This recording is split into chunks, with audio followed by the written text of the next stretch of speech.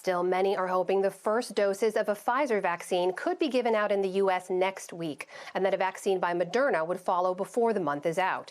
But there are real concerns over how quickly the second and the third waves of mass vaccinations can happen and whether states have what they need. Jen Cates looks at all of this and the U.S. government's role. She's a senior vice president and director of global health at the Henry J. Kaiser Family Foundation, and she joins me now. Jen Cates, welcome back to the NewsHour. The approval, as we covered, is one part of the process. It's going to be up to the states to receive the vaccine, to deliver it. It's an enormous process. Let's just talk about the funding first. Do we know that the states have what they need in order to pay for this enormous undertaking? Hi, it's good to be here. Actually, what the states have said is that they don't have the funding necessary yet to do what is an unprecedented effort that we've never had happen in the United States. The amount of funding that they've received, and this is funding to do distribution, identify vaccinators, hire people, systems to track the vaccine communications plans. They've received $200 million from the federal government for that. It's estimated they need about 6 to 8 billion, maybe more. So they haven't received enough money yet. And is there some kind of pipeline that they will get that money from? In other words, do we know they'll get what they need to carry this out? Right. So there's some additional money that might be coming from the federal government this month, but very little. Right now, the money that they need is caught up in the stimulus discussions on the Hill.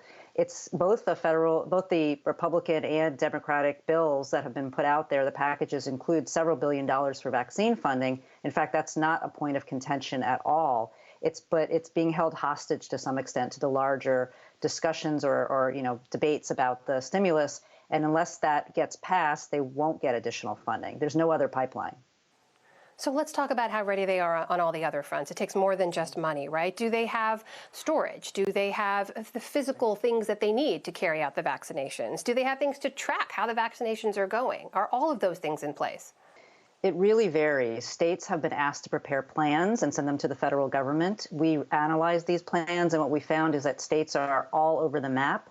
They're working really hard, but they're working already from a place of a deficit in terms of their resources to do so. So some states are really ready to do the cold storage, to track doses. They have the systems going. Others are much more at the beginning of that process, trying to figure it out, not sure how they're going to deliver the vaccine to certain parts of their state. So we're seeing a very, very wide range of preparedness to take this on. So one of the things we've seen throughout the pandemic is how unevenly it's hit Americans. We know that Black and Latino and Native communities have been hit hardest, are more likely to get sick, more likely to die. As states are making the consideration about who gets the vaccine and how to deliver it to certain communities, are they taking steps to make sure those same inequities don't play out over vaccine distribution?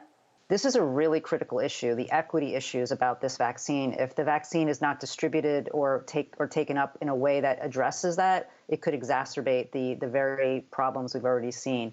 Some of the states are proactively looking at this. They have health equity task forces. They have put in measures to try to assess what populations in their states need extra, outreach to.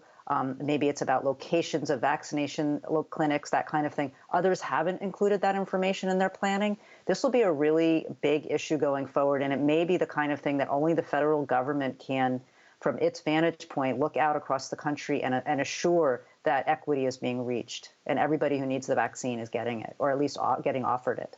Jen, it's important to note that cases are still rising across most of the country. A lot of people are looking at the vaccine as sort of beginning the end of the pandemic. But if there isn't mitigation in place to slow virus spread, what does that mean for how effective the vaccine can be? This is a really critical issue. We know the vaccine will be very effective if we get it to enough people.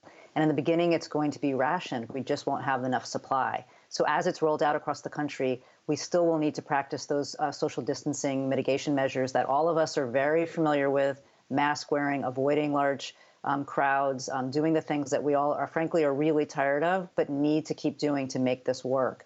And I think what we'll see is as more and more people are vaccinated, cases will decline. We will see an impact. So it'll be a delicate balance, but people have to know that it's not going to be immediate. That is Jen Cates of the Kaiser Family Foundation. Thanks for being with us. Thank you.